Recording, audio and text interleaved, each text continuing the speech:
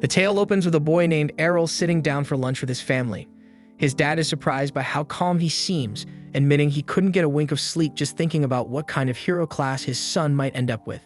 His mom chimes in, clearly excited for the big day, while Errol's little sister confidently declares that her older brother is going to outshine every kid in his class. Their mom agrees, joking that with Errol's charm, every girl in town will probably fall for him, causing his sister to panic at the idea of someone stealing him away. But Errol stays grounded, thinking to himself that he'll most likely be just another run-of-the-mill dude. In this world, hero classes are divine gifts handed down by a higher power when kids turn 10, giving them access to unique abilities. When the big day arrives, all the kids gather at the church for the blessing ritual, where a priest prepares to start. He places his hand gently on the first boy's forehead, and the kid instantly sees images of flames and hammers, confirming his role as a blacksmith. The then boy races back to his dad, beaming with pride, while the priest moves on through the line. When Errol's turn finally arrives, his sister confidently declares he's destined for something crazy strong. He walks up to the priest, cheered on by his family. Around him, people begin to whisper, jealous of his bloodline, convinced he'll inherit advanced classes just like his famous parents, Farah the Sword Princess and Leon the Archmage. Once close, Errol closes his eyes and tries to concentrate, but no vision appears. The priest looks puzzled and finally announces that Errol is one of the rare cases, a hero with no class at all. Errol's family goes from thrilled to devastated in seconds, acting like they've been conned and that his life is now completely doomed. The following morning, Errol starts training with a regular sword. His parents reassure him that they're not going to kick him out, but Errol tells them he's totally fine and doesn't want to just sit around mooching, while his sister promises she'll back him up no matter what. Seeing how stressed they are, Errol reminds them that he's been learning swordsmanship from his mother for years, so even without a class, he can still be useful. Though in his mind, he thinks she's a terrible instructor, since every time they spar, she sends him flying across the forest with her crazy strength. After he finishes explaining, his mom tears up with pride, and his dad starts to believe he might actually land a proper job one day. But after watching them all dote on him like he's a saint, Errol gets fed up and heads off to train alone. As Errol steps into the training field, he spots two students with the swordsman class clashing blades in a playful duel. Mid-fight, the two notice Errol watching and call out, asking what someone without a class is even doing in a place like this. Errol responds coolly, saying he's here to train just like them. The boys laugh, explaining they're not training at all, they're just messing around since their class handles most of the work. Then with smug grins, they offer to show him just how much their class has improved their swordplay and jump back into sparring. As Errol observes, he can clearly see how fluid and refined their movements are thanks to their class bonus. Curious, he asks if he can spar with one of them. One of the two scoffs at the request, calling it ridiculous for someone like Errol to challenge a classed swordsman, but Errol stands firm because he doesn't think he needs a class to prove himself. Slightly offended by the confidence, the boy agrees, saying he'll gladly put him in his place. But before they begin, the boy checks if Errol still has his protection blessing, the passive safety barrier granted to everyone at birth, which slowly recharges as long as they avoid damage. Errol confirms it's fine and reassures him that he's not about to die from a spar and tells him to bring it on.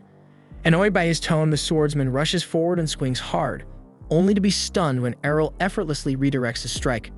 His second attack comes, but Errol steps aside and counters with a clean parry. His friend, watching from the side, tells him to stop goofing around and finish it, but the swordsman replies that Errol's no pushover. Blow after blow, they clash in a string of parries until the boy realizes he's not going to win this alone, so he frustratedly calls out to his partner for backup. The second swordsman charges in from behind, but Errol senses the move and sidesteps it just in time. While watching the two stumble over each other and argue, Errol notes that their class clearly doesn't teach teamwork. Seeing the perfect opening, he goes in for the finish. The moment they look up, Errol disappears from view, then reappears under one of them, landing a clean uppercut that drops him flat. As the other tries to strike back, he ends up tripping over his unconscious partner, giving Errol the perfect shot to take him down too. With both opponents lying flat on the ground, Errol calmly declares his victory. But instead of accepting the loss, they start whining, claiming he jumped them when they weren't ready. And as the two boys start asking Errol for a rematch, he agrees without hesitation. But before they can get into it, a boy standing behind cuts through the tension and warns the duo not to be reckless, reminding them that whining about cheap shots won't save them out in real combat. The red-haired boy then glares at them, calling their behavior shameful and a stain on every swordsman out there. One of the two tries to talk back, but his friend nervously hushes him, clearly aware of the redhead's high standing. The redhead approaches Errol directly and asks if he's really the son of Farah, the infamous sword princess. When Errol nods, the boy compliments his form, saying it's clear he learned some proper blade work from his mother. But then he raises his sword and challenges Errol to a serious duel. He says that those two jokers Errol just beat don't count, they're just rookies. And this time he wants to show Errol what the swordsman class actually looks like in action. Off to the side, the two boys whisper to each other, wondering if he's the son of Evans, the village guard captain. The redhead boy confirms it without hesitation, and Errol recalls that Evans used to work closely with his mom on monster hunts.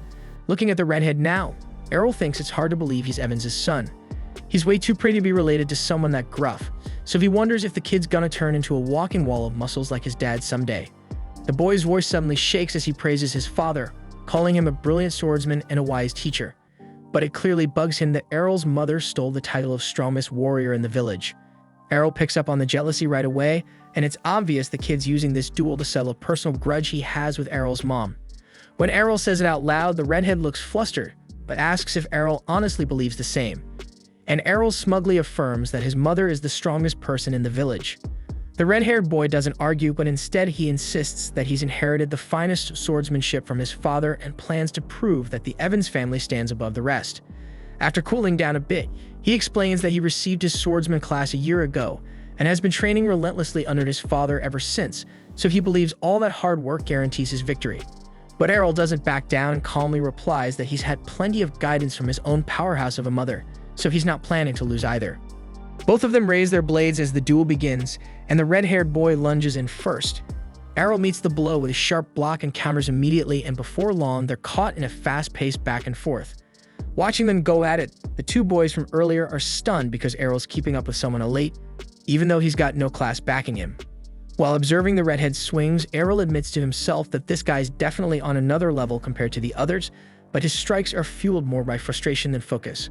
Errol bides his time, waiting for a misstep, and goes in the moment he sees an opening. But just then, the redhead unleashes a twin slice technique, knocking Errol straight into a wall. He's surprised Errol was able to block the first slash, but notices that the second hit landed clean. Finally breaking his calm, Errol demands to know what that move was. The boy explains that it's a special swordsman class skill, one that a classless fighter can't fully block. Still, Errol brushes off the pain, convinced that with enough training, he can learn how to stop it. Hearing his resolve, the redhead can't help but respect him, praising his stubborn resilience. A few mornings later, Errol is snoring away deep into the day, and his sister sneaks in trying to wake him with a kiss. Just before she leans in, Errol jerks awake and knocks her away with a headbutt. She yelps, insulted, and demands a kiss as compensation while Errol walks out of the room to grab breakfast. Their mom greets him with a smile and dishes out the food, and the whole family sits down to eat. His sister asks if he's off to train again, and when he nods, she gets visibly annoyed, telling him to take a break and just let her support him for once. Errol doesn't respond, gets up silently, and heads out. His sister watches him leave, still wondering why he's been training like a man possessed ever since coming home all banged up. Farah gently reassures her daughter, saying that there's something she doesn't know. She leads her outside, opens a wooden chest, and reveals a pile of shattered swords inside, all broken during Errol's recent training sessions. Her daughter stares, stunned, while Farah looks genuinely proud, happy that her son found new motivation after sparring with those boys. The sight makes his sister smile too, but deep down she still dreams of building a world where people without classes like Errol aren't treated like outcasts. Her mother listens with a warm expression, clearly moved by her daughter's idealistic heart. Somewhere in the woods, Errol slashes away at a target carved into a tree, then takes a few steps back to prepare another strike, and then releases a clean twin slice move just like the one the redhead used. Landing the hit perfectly, he nods in approval, feeling proud of the progress he's made. While he thinks getting smacked around by the redhead was actually worth it, a goblin creeps through the brush behind him, club in hand. It leaps out to ambush him, but Errol spins around and drops it instantly with another twin slice. Still pleased with how well the skill works, Errol hears a deep roar echo from behind. So Errol gets ready to head back and report the threat to the village guards, but freezes when he hears someone scream in terror. The voice sounds familiar, and realizing he doesn't have time to waste, Errol grabs his sword and sprints into the woods, telling himself he'll be okay. He crouches behind some bushes and peers out, only to see the redhead with his arm covered in blood. Standing over him is a hulking hobgoblin, and Errol starts piecing things together. Just like him, the redhead must have been out here training and took down a few goblins, which probably attracted the big one. As the monster corners the injured boy, Errol quietly moves behind it and lines up the best possible angle. Taking a deep breath, he gets ready to strike, while the redhead mutters under his breath that this is the end. The hobgoblin lifts its club to finish the job, but Errol suddenly charges in and slices it down with a twin slice attack. As the beast hits the dirt, Errol thinks to himself that he's finally nailed the proper stance for the move. The redhead tries to stand but stumbles, falling into Errol's arms. Seeing his condition, Errol notices that his protection blessing has vanished and asks if he has any holy water left. The boy glances at his shattered bottle on the ground in silence. So without a word, Errol pulls out his own bottle and hands it over. After taking a drink, the redhead's wounds begin to heal, but he looks irritated at how far Errol's come. Seeing the boy's strength returning, Errol casually asks if he's feeling better, so the redhead thanks him for the water, then demands to know how Errol pulled off such a powerful technique. Errol coolly replies that it's just a basic twin slice, but the redhead pushes back, saying that people without classes shouldn't be able to learn special abilities like that.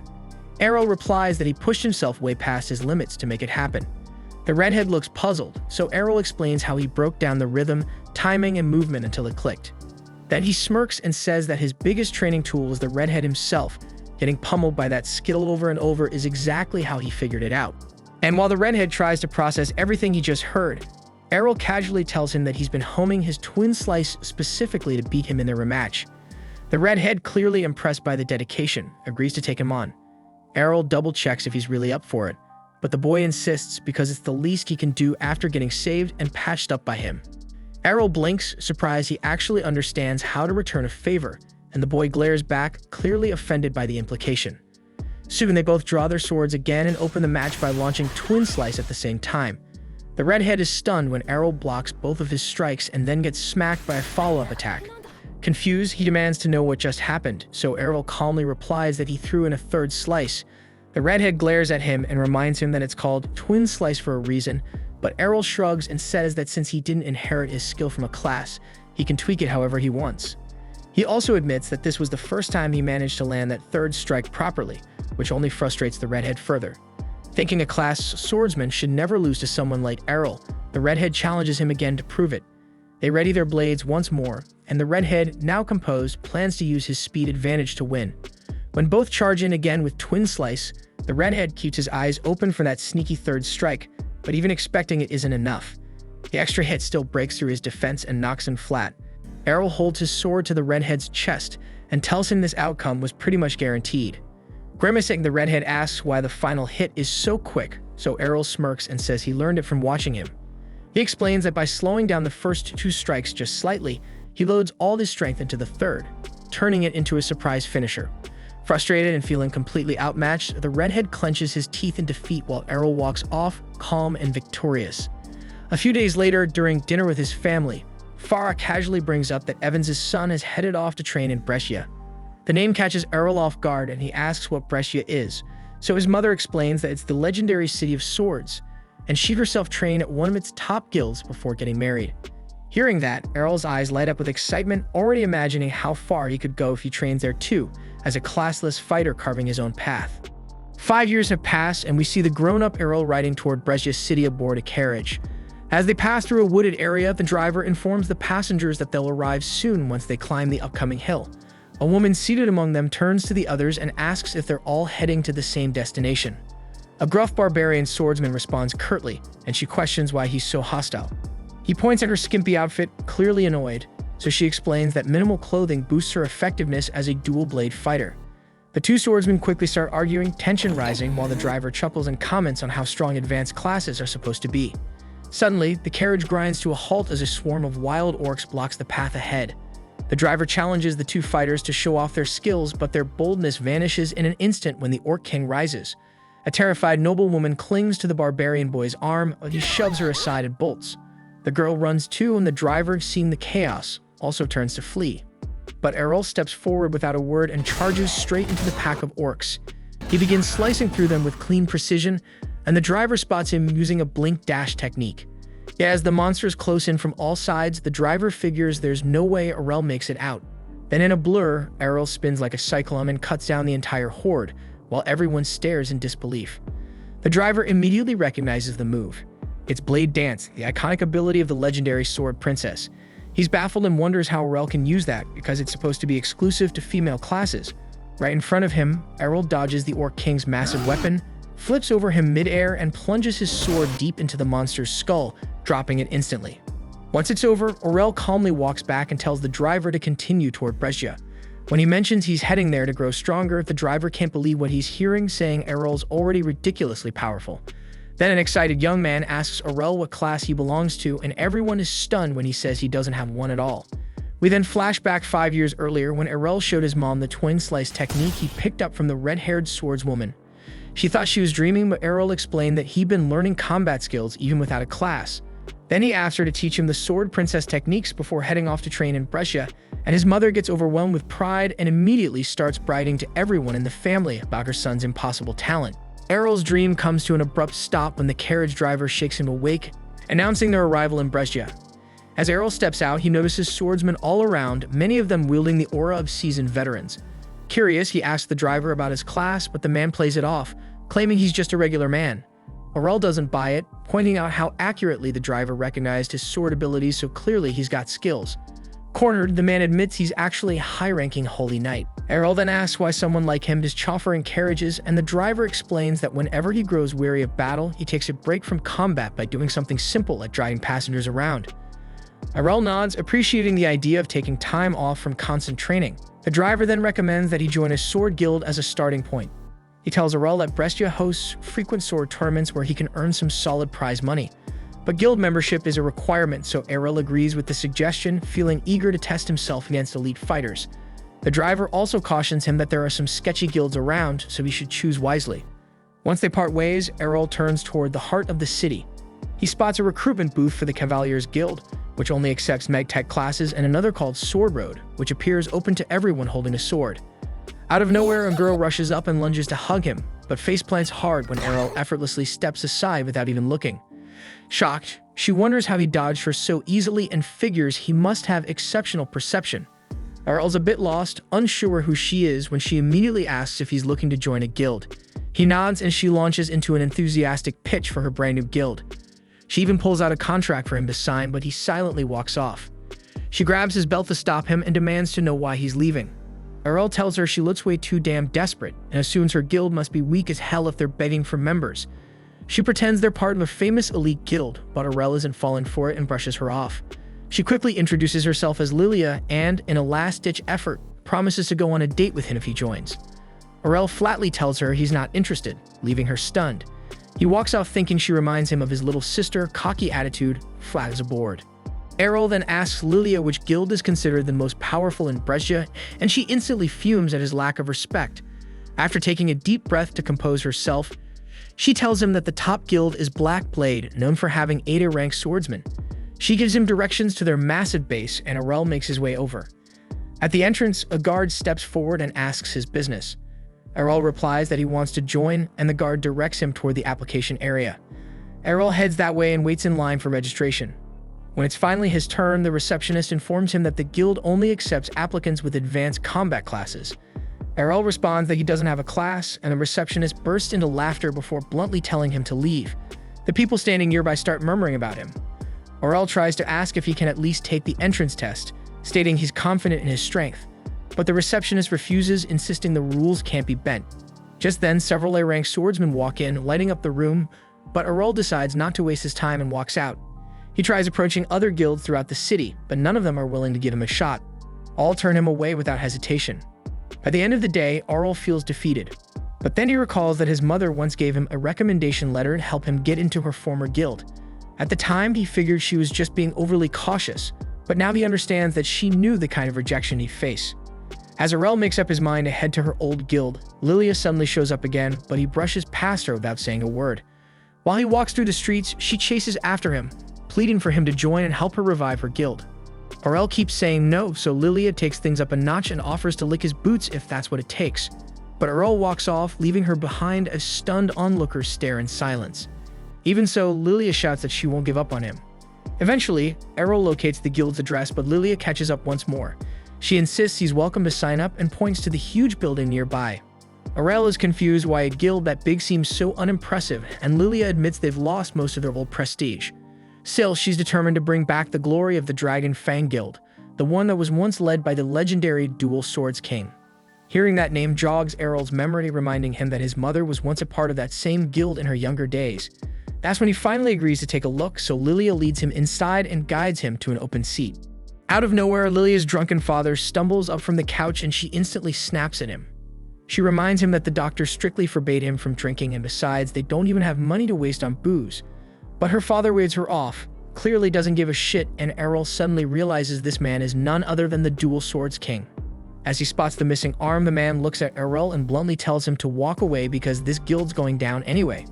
Lilia tries to stop him from leaving, but he ignores her completely and heads out the door. She turns to Errol, explaining that her father used to be one of Abridged's top-ranked fighters, but his career was ruined when he lost his arm. She figures there's no way Errol would stick around after seeing all this, but to her surprise, he says he's joining. Lilia thinks she's hallucinating, but Errol explains that none of the other guilds would accept him either way. She lights up and quickly pulls out a membership contract, and Errol takes a seat to sign. When he hands it back, Lilia finally notices something odd. Errol's class field is blank. Thinking it's some kind of joke, she glares at him, but Errol shows her his official certification. She examines it closely, then calmly stands up, draws her sword, and threatens to give him the deceased class herself if he doesn't get out of her guild right now. Errol asks why she's reacting like this, and Lilia shouts that she needs real swordsmen on her team. Remembering how Errol embarrassed her earlier, Lilia fumes furiously that she got humiliated by someone with no class at all. That's when a woman named Reiner walks into the room, and Lilia immediately throws herself into her arms, whining that some fraud without a class tried to trick her. But Reiner freezes and she recognizes Errol right away. Errol's confused and asks how she knows him. Reiner smiles and says they're actually from the same village. She reminds him they used to spar when they were kids, but Errol still draws a blank. Then she says they crossed paths again 5 years ago, and Errol replies that he would have remembered someone as gorgeous as her. Reiner's face goes red as a pepper, and that's when Errol finally remembers fighting a red-haired boy. Reiner laughs and reveals she's the daughter and only child of Captain Evans. Errol apologizes for not recognizing her sooner, and Reiner says it's fine, guessing her long hair probably threw him off. Thinking to himself that it wasn't her hair that changed, while his eyes drift toward her big melon. Just then, Lilia turns to Reiner and asks if this is the same classless kid who beat her. When Reiner nods, Lilia is stunned to realize it was him. Reiner, still a little sore about the past, says she's way stronger now and challenges Errol to a rematch, just like old times. The girls then escort Errol to the guild's training grounds, where Lilia can't believe Reiner is serious about dueling a guy with no class. But Reiner insists that Errol's strength is real, and she's determined to prove she can surpass him. Once they step into the arena, Lilia takes the role of referee and announces the start of the match. Reiner opens with a twin blade strike, and Errol assumes he can block it easily. But to his surprise, her attack slices clean through his attack and lands a hit on his body. Confused, Errol wonders how she managed to break his attack. Reiner lowers her massive sword and explains that it's 5 times heavier than a normal blade, meaning he can't parry it using the same move. She adds that her brute swordsman class multiplies her attack power, leaving Errol shocked as he braces himself for the next strike. He compliments her growth while defending against her relentless flurry of blows. Realizing he can't keep clashing head-on, Errol retreats a few steps, admitting that he'll lose if he keeps this up. He's puzzled why Reiner is revealing all her advantages mid-fight, but she says it's worth it if it helps her finally beat him. Errol warns her that her speed won't be enough to land a hit, and she charges forward to prove him wrong. She knocks aside his sword and slashes at him, only to strike through an afterimage. Before she can react, Errol appears behind her and taps the side of her neck with his blade. Shocked, Reiner demands to know how he dodged her attack, and Errol casually reminds her that what she hit was just a shadow. Her eyes widen as shadow is a technique reserved for supreme swordsmen. Determined, Reiner launches another assault, but Errol effortlessly slits past every swing, telling her the move isn't as mysterious as it sounds, it's just about moving fast enough. Reiner feels insulted by how casually he downplays it, but Errol adds that it took him a lot of work to reach that level. In an instant, he disappears again and lands another precise strike, only to notice his attacks bouncing off a glowing barrier. Reiner smirks and explains that power-type swordsmen gain enhanced defense along with their strength. She goes for another strike, but Errol dodges and counters with a perfectly timed blow. As he mentions that the counter move is something his mother taught him, Reiner was already on the ground in defeat. As the duel ends, Lilia stands frozen in disbelief before announcing Errol as the winner. Reiner feels crushed, frustrated that she still lost even after training so hard, while Errol compliments her technique and progress. Yet he adds bluntly that he's simply stronger, which makes Reiner's eyes well up. Lilia rushes over to console her, furious that Errol made her cry. He looks baffled, insisting he was being nice, but Reiner pretends she wasn't crying and storms back toward the guild. Once inside, both Errol and Lilia can hear her crying and shouting that she's still lost, even after dedicating 5 long years to improving herself. After that, Lilia officially welcomes Errol as a new member of the guild. He notices how her attitude has completely flipped, though she pretends she believed in him all along. Remembering how aggressive she was before, Errol lets it slide and asks why the guild is falling apart. Lilia hesitates for a moment before admitting that they're deep in debt. When he asks how much, she motions for him to lean closer and quietly whispers the number in his ear, but she adds that they can clear all of it if they win the upcoming tournament. Lilia then explains that the event requires 3 participants, and Errol wonders aloud why Rainer is still staying with them despite their rundown state. Lilia tells him that when Rainer first arrived in Brescia, every major guild turned her down. Her father, however, saw her potential and welcomed her into Dragon Fang without hesitation. Errol nods, realizing that Rainer stayed out of loyalty to repay that kindness. Then he confidently assures Lilia that they'll erase the debt easily once they win the tournament. But Lilia looks uneasy, pointing out that the opposing guilds can field up to 5 fighters while they only have 3. Even so, while Lilia worries about the odds, Errol feels nothing but excitement. The thought of stronger rivals fills him with anticipation, and he declares that facing powerful enemies is exactly why he came to Brescia in the first place. Watching quietly from the sidelines, the guildmaster observes everything, smiling to himself as he recognizes the tremendous potential within Errol. The following morning, Errol wakes up in an unfamiliar room but quickly recalls that he's now staying at the Dragon Fang Guild. After getting dressed, he steps out and joins Lilia and Rainer at the breakfast table.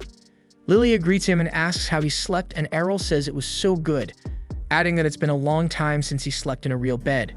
Noticing how quiet Rainer is, Errol wonders if she's still bothered by losing yesterday's match.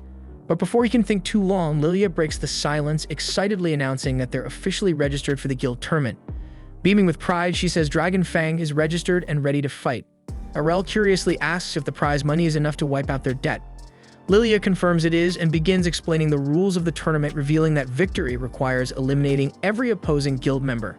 Rainer seems anxious, concerned that their small team will struggle against larger, tougher squads. But Lilia remains upbeat, pointing out that the chances of running into high-level A-ranked fighters are slim, and they've got 2 solid B-rankers on their side.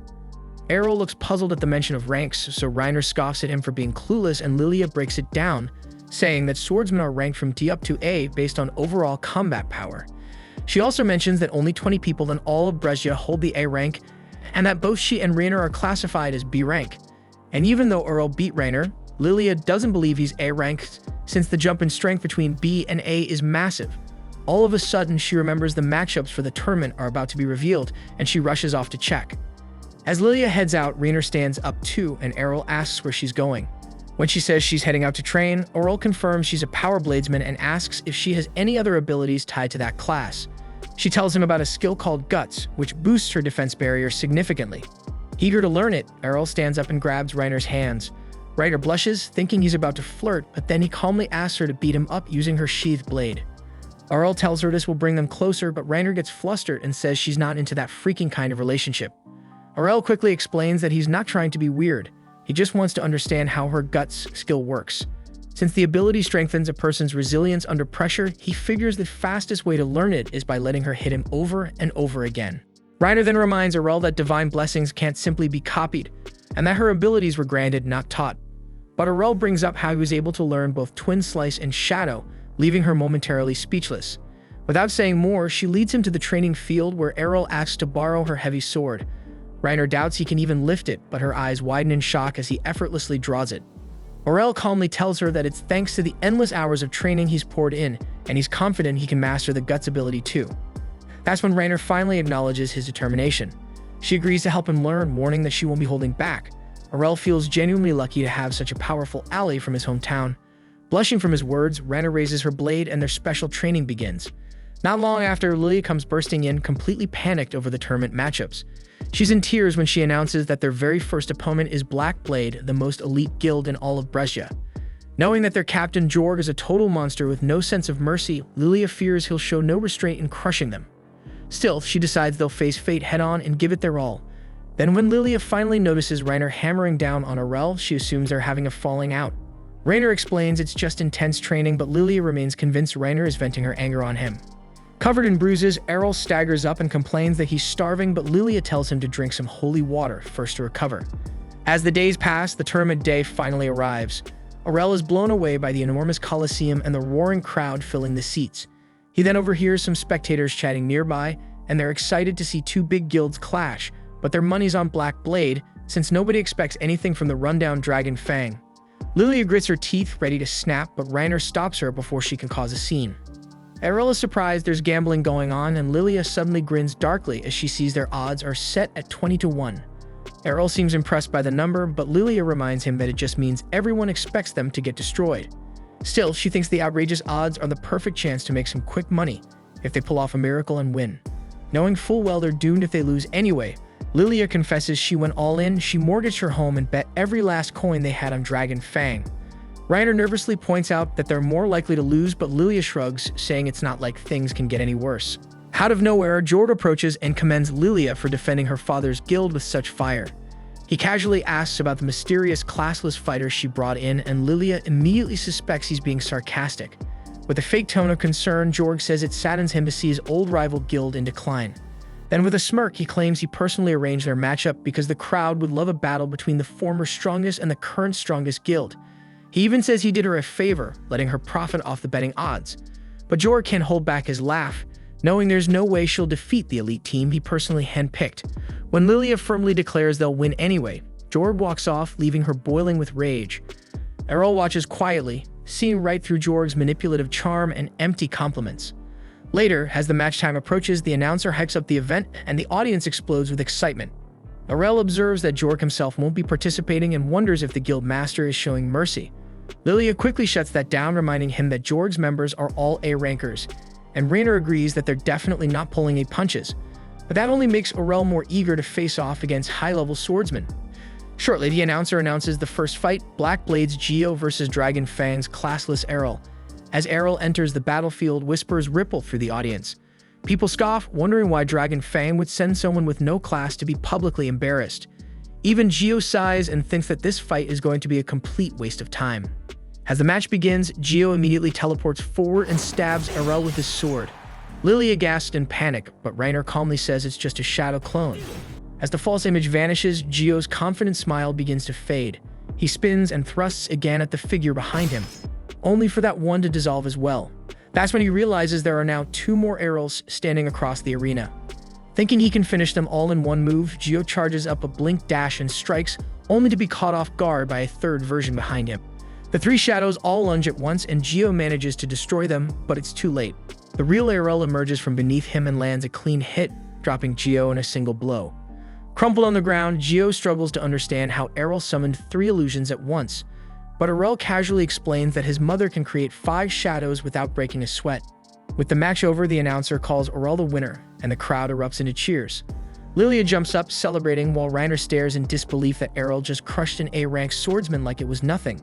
As the medics carry Geo off the field, Errol reflects on how clean Geo's critical attack was and thinks that he still has a long way to go before he can replicate this skill. At the same time, the audience is left stunned, unable to believe that someone without a class could outperform an elite swordsman. As Jorg watches from a distance, silently clenching his jaw, the next round begins. Black Blade's second fighter lunges forward, slashing at Errol, but he deflects each strike with ease. Without hesitation, Errol counters with a flawless twin slice, cutting his opponent down and securing another swift win. In the following bout, Errol faces an agile fighter wielding a dagger for close-range combat. Before the man can react, Errol vanishes like a phantom and reappears behind him, knocking him out cold. Even Reiner and Lilia are caught off guard because he's just scored 3 victories in a row. Ryder turns to Lilia and asks why she isn't stepping in to fight yet. Lilia, knowing full well she'd stand no chance, decides to focus on cheering instead. She gets Reiner to join in, and they both watch as Errol takes on his next challenger, a heavily armored shield user. Errol dodges every strike with precision while his opponent glares, accusing him of lying about being classless. Errol compliments the man's technique, saying he'll need to wear him down over time since breaking through his defenses head-on isn't an option. But the shield bearer scoffs, insisting someone with no class shouldn't even be able to fight him at all. Errol responds that everything he has came through relentless effort. The shield fighter dismisses that, saying effort alone can't compete with the power granted by classes. He then fakes a sword swing and rushes in with a shield bash instead, but Errol sees right through it and counters mid-move using his newly learned foresight ability. The parry knocks the shield out of the man's grasp, stunning him. He wonders if Errol picked up the technique by watching his previous opponent. Errol admits to himself that he's still a long way from mastering it. but he's gotten good enough to replicate it mid-fight. Then Errol nails him with another counter kick, impressing even his foe with how quickly he learns. Then Errol calmly walks over to the fallen shield and picks it up. Infuriated, the swordsman charges at him in rage, but Errol casually dodges and finishes him off using the exact same shield counter against him. With that, the announcer declares Errol's 4th straight win, and the crowd starts whispering in disbelief and questions if he is really classless. So the tournament officials step in and demand proof. Errol agrees without hesitation, handing over his class card. The announcer places it into the verification crystal, and the entire stadium goes silent as the orb confirms its authenticity. Now, even Jorb begins to feel the sting of defeat creeping in. Even Reiner starts believing they might actually win this thing. Lilia, however, is fuming because if she had known Errol was this strong, she would have sold her family heirlooms to bet even more on their victory. Reiner admits she never expected him to grow this powerful, and starts wondering how exactly Errol trained over the last 5 years to become the fighter standing before them now. At the same time, Lilia is already daydreaming about marrying Errol, convinced that even if the guild collapses, she could rebuild it easily as long as he's with her. While she quietly plots her romantic strategy, Errol can't help but sense a sinister aura radiating from her and feels uneasy. Soon after, the announcer introduces Black Blade's final competitor, Master Masamune. Errol immediately notices that he's wielding a katana, and Reiner quickly identifies him as a rare samurai-class swordsman. Since Masamune has never fought publicly before, Lilia assumes he's Black Blade's secret trump card for the tournament. As the match begins, Masamune stands motionless, hand resting lightly on his sword, his calm composure alone radiating danger, and Errol feels the pressure building in the air. Seeing his hesitation, Masamune smiles faintly and says he's only waiting for Errol to step closer so he can unleash his ultimate move. Errol smirks back and begins to approach, surprising Masamune, saying they can't just stand around forever, and he wants to see the swordsman's strongest technique for himself. Masamune chuckles softly, warning that if he uses his final strike, Errol won't even see it happen. But Errol, confident in his own speed, keeps moving forward. He notes that Masamune's blade is still sheathed and guesses that he'll release everything in a single decisive draw. Errol considers using his shadow technique, but decides it's pointless because Masamune's focus is too sharp for illusions. He stops right before him, realizing that this battle will be decided in one strike. Both stand perfectly still, holding their breath. Then as Errol takes one final step, Masamune moves and his blade flashes like lightning. But in that instant, Errol vanishes. Masamune's eyes widen because Errol didn't dodge with an illusion, he vanished with his real body. Behind him, Errol's voice calmly praises Masamune's incredible speed, but says the person who trained him was far faster.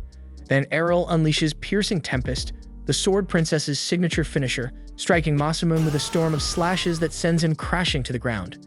Reiner and Lilia freeze in shock, recognizing the legendary Sword Princess technique, while the crowd erupts in disbelief. The announcer declares the result, and chaos breaks out in the stands as gamblers scream in frustration at the Black Blade team for blowing all their bets. Reiner and Lilia cheer wildly, celebrating their hard-earned victory. When Errol returns to them, Lilia tries to leap into his arms, but he instinctively sidesteps, and she crashes to the floor. He apologizes, saying it was just a habit he developed dodging his younger sister's surprise hugs. Lilia immediately cheers up when she remembers the massive payout they'll get, while Errol turns to see Reiner standing nearby with her arms out waiting for a hug. Realizing what she's doing, Reiner blushes furiously and drops her hands, but Errol tells her that he wouldn't mind hugging her as long as she's not wearing armor. Lilia immediately volunteers to take her place, but Errol dodges her again, letting her fall face first once more. Watching from afar, Jorg grits his teeth, seething with rage as he silently vows to make them pay for this defeat. That night, when they made it back to the guild hall, they kicked things off right away with drinks flying left and right. Errol was still stunned that Lilia was even legal to drink, but she insisted she was a full-grown adult, even if she looked like she belonged in middle school. She still couldn't wrap her head around the fact that Errol managed to wipe out 5 elite-grade swordsmen from the strongest guild in the entire damn nation on his own. She figured this was her shot, and if she played her cards right, she could ride his fame straight out of the gutter. She boldly asked for his hand in marriage, swearing she could give him anything he wanted, but Errol, being the stone-cold Sigma he is, shot her down hard and said he'd rather take someone like Reiner. That hit Reiner like a truck, making her face light up red as she jumped from her seat, snapping at Errol to quit saying dumb shit just to dodge Lilia. But Errol was dead serious and asked what made her think he was joking, and she fired back that back when they were kids he called her a dude during a sparring match. She said everyone who met her said she lacked any kind of feminine appeal, but Errol could clearly spot 2 legendary assets in front of him and didn't seem to agree. Lilia quickly picked up on the fact that Reiner had no clue how to play her own damn hand, so she figured she didn't have much competition. Sliding in closer, she started caressing Errol's thighs, saying he must be sore after all the fighting earlier, and whispered that he should stop by her room later. Rainer immediately panicked and told her to stop being so damn creepy, but Lilia just smirked, saying all she planned to do was give him a proper massage to help him unwind after such a rough day. To her surprise, Errol replied that he'd much rather get one from Rainer instead. But his idea of a massage was basically getting his ass handed to him by Rainer at the training yard while he pushed himself to learn the same reinforcement magic she used with ease thanks to her skill set and class perks. Lilia stood up on the balcony watching the chaos, wondering if Errol even knew what a real massage was supposed to feel like. The non-stop clanging and yelling finally woke up Lilia's dad, who staggered out of the house, totally wrecked from drinking, grumbling about the racket, and grumbling that there was no need to take out their pre-tournament stress in the middle of the damn night. But Lilia tells him straight up that they actually won the match and not against just anybody, but against the current strongest guild out there. That instantly catches his ear, though in his head he figures Black Blade must have thrown in some rank B or C newbies just to get wiped. Then Lilia drops a bigger surprise, saying every single one of them was A tier. And not only that, but Errol took them all down on his own without backup. That snaps her dad out of his booze haze as he stares at Errol, all bruised and busted up, trying to figure out if this kid is really the real deal. Lilia adds she made a stack of bets, and since Errol wiped the floor with the enemy team, she hit the big time. Now they're not just out of debt, they've got more than enough to keep the guild running. Her father stays skeptical, saying that if the kid really is that strong, then it's just a matter of time before some bigger and richer guild comes to scoop him up, so she better not get too comfortable. But Lilia fires back that there's nothing to worry about since she's planning to marry Errol anyway, and once that happens, he's locked in for life. Errol shuts that idea down right away, then shifts his focus to her dad. He says Lilia might be a stubborn little pain, but at least she's not some quitter who bailed on everything. That was a clear shot at her dad, who glares at him with warning in his eyes. But Errol just keeps going, telling him to stop sulking and start acting like someone his age, especially since he still has one working hand and could damn well use it to swing a blade. That sets him off, and he grabs Errol by the collar on the spot and tells him to stop talking about things he clearly doesn't understand. He says a dual-wielding swordsman who can't dual-wield anymore is just a waste of space. Errol doesn't back down and says he disagrees since he's a classless fighter still pushing forward and trying to make something out of nothing. Her dad shoves him back and walks away without saying another word, heading upstairs. Lilia and Rainer rush over to Errol, checking if he's alright. Lilia apologizes for what her dad did and thanks Errol for speaking up. Errol says even with one arm gone and years of doing nothing, her dad is still insanely strong, and it's a shame all that strength and experience is going to waste. He starts thinking about all the cool skills he could pick up from a guy like that and makes a promise to himself to get Rod to grab that sword again. Lilia hears him talking about learning and casually brings up the dungeons under the city as a good place to start. Errol doesn't have the slightest clue what a dungeon is, so Rainer steps in and explains that dungeons are underground caverns crawling with monsters, usually spawning in the hundreds and packed with deadly traps. It's one of the best spots to rack up combat experience, sharpen new techniques, and level up fast, especially with the Sword God Cup coming up. Errol clearly has no idea what she's on about, so she breaks it down further. Every year, the city throws a massive tournament where the top swordsmen from across the country show up to prove who really sits at the top. Without wasting time, Lilia whips out a registration form and tells Errol to fill it if he wants in. But right in front of her, to Rainer's total shock, he tears it clean in half. Rainer looks stunned and asks if he's seriously skipping the contest, but Errol says Lilia tried to slip one past him and had handed him a damn marriage certificate instead. Lilia laughs it off, saying she was just messing around and wanted to see how far she could push it. But Errol's had enough of playing nice, and he grabs her from behind and locks her in a rear-naked choke just to teach her a lesson. By the time morning rolls in, Errol wakes up with Lilia trying to launch some kind of sweet ambush, but he reacts fast, dodges her, and ties her to the bed before heading out like nothing happened. Later that same day, the whole crew heads toward the dungeon grounds, where Lilia starts explaining the basics. Every adventurer stands on a teleportation circle, which lets them jump to a dungeon floor they've already been to, and you can't skip ahead to new levels unless you've physically been there before. Lilia brags she's made it to level 12, while Rainer has hit floor 14. Errol decides on the spot to head straight to the 14th floor with Rainer, but Lilia cuts in and says it doesn't work that way. Unless he's been to a level himself, the circle won't let him teleport there. That was a letdown since Errol wanted to jump into the deep end and fight the strongest monsters right away. Lilia tells him to chill, saying she knows a shortcut that can take them down to the lower floors pretty fast. Everyone agrees to the plan, but Lilia tries to peel Errol off from the group, saying Rainer can continue her own floor 14 run and that Errol doesn't need two guides. She grabs his arm and starts pulling him aside, but Errol's not that easy to trick. He shuts her down and tells Reiner to come with them anyway. They step onto the first floor and get ambushed right away by two armored knights. Errol draws his blade and locks into combat with one of them, while Reiner handles the second. He quickly notices that even with their bulky gear, the knights move with surprising speed, though it's still manageable. Using a quick burst of movement, he dashes in and slices through the knight's neck. But instead of falling, the armor keeps moving, revealing that it's completely hollow and being powered by the dungeon's own mana. Even headless, the thing doesn't stop. Reiner mentions that they don't feel pain and have no clear weak spot. So Errol switches tactics and goes for the legs, and the moment he strikes, the knight collapses to the floor. Reiner finishes her fight too and warns that these enemies will regenerate, so they should keep moving. Before pushing forward, Errol asks Lilia what her class is. She proudly says she's a fencer and offers to teach him anything he wants, whether it's in the training arena or in bed. But Errol turns her down again and walks off without saying more.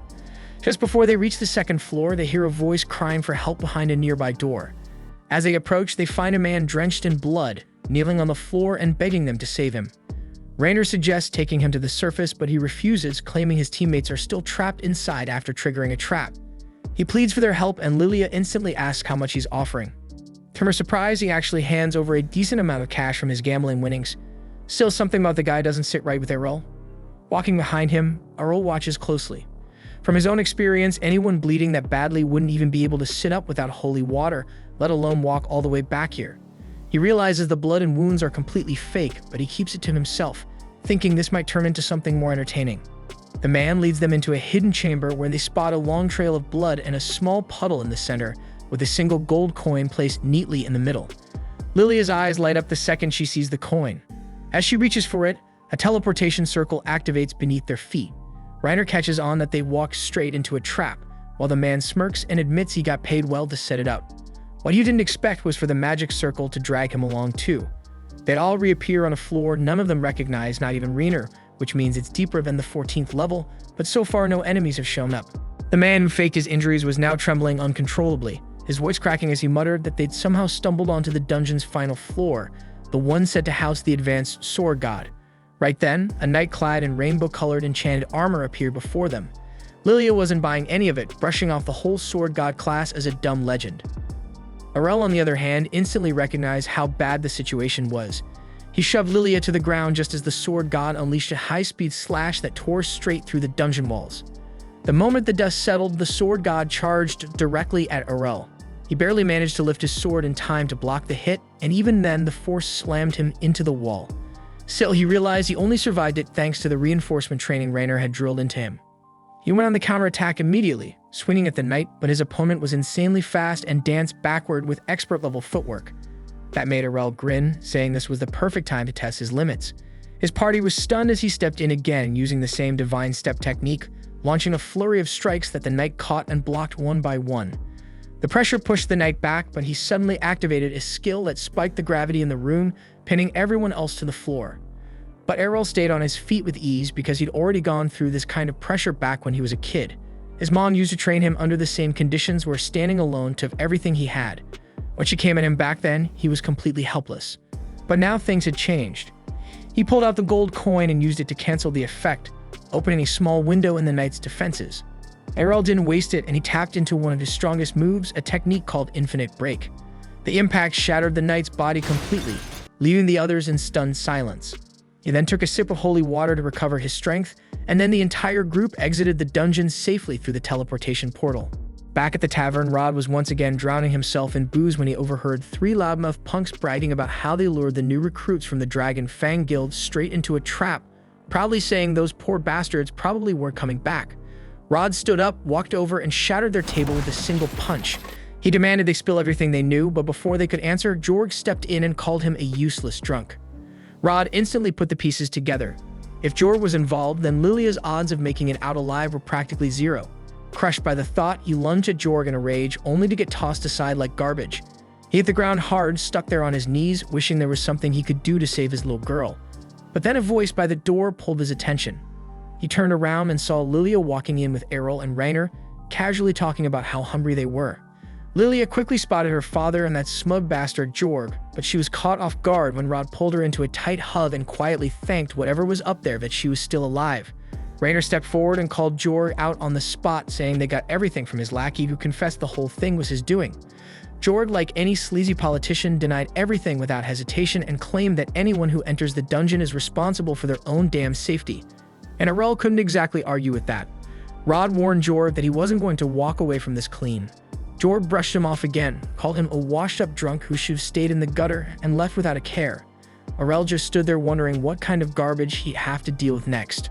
A few days go by and Lilia receives a scroll containing the full lineup for the preliminary brackets of the tournament. To her dismay, she discovers that she's in the same bracket as Arel, a revelation that immediately deflates her confidence, as it means she now has virtually no chance of winning the prelims and representing her guild in the main event. Arel, slightly puzzled by how the preliminaries work, is quickly brought up to speed by Rainer, who explains that the Sword God tournament draws such an overwhelming number of participants that it's impossible to include everyone in the main bracket. As a solution, the city runs a preliminary round where participants are sorted into random brackets based on a dice roll. It's entirely luck-based who ends up facing whom, and the winner of each bracket earns direct entry into the official tournament. Looking over the scroll Rainer is holding, Arel notices that she's actually placed in a different group than Lilia. She quietly breathes a sigh of relief and offers a silent prayer of thanks, knowing she wouldn't stand a chance against him if they had been matched. She then starts praying again, this time for a smooth path through her prelims. When Arel jokingly teases her about having unresolved daddy issues, Lilia cuts in, saying it's time to return to the dungeons for more training. Arel, on the other hand, seems completely fed up with dungeon crawling and just wants to bail. Lilia tries to play the charm card, insisting that she needs a strong man to protect her if anything goes sideways. Rainer, watching this unfold, makes a mental note of how helpless she sounds and quietly vows to give her a lesson or two about standing on her own. Just then, before anyone can leave, Rod enters the room with exaggerated concern, pulling his daughter into an embrace and reminding her to be extra cautious, just in case Jorg decides to make another move. Lilia sees the fear in her father's expression and promises to be careful before heading out. As Rod turns around, he finds Arel silently watching him with a judging stare. Rod defends himself, saying there's still time for him to get his act together and be a better father. Arel simply smiles and responds that it's never too late to be a decent person, and walks off. 2 weeks later, the day of the preliminaries finally arrives. The matches kick off as crowds roar from the sidelines, cheering on the fighters as blades clash and sparks fly. Bit by bit, the ranks begin to thin as combatants are knocked out, and Lilia unfortunately ends up losing her match without even making it far enough to face Arel. Lilia then sulks quietly in the corner, brooding over the outcome and clearly disappointed, as she had at least hoped to make it to the finals this time. But Arel shows no sympathy for her frustration, casually remarking that all her concern about being in the same bracket as him was pointless because she would have lost either way. His bluntness only deepens Lilia's gloom, but she quickly gathers herself and warns him to stay alert, even with his strength, since the other finalist in their group has a few tricks that might catch him off guard.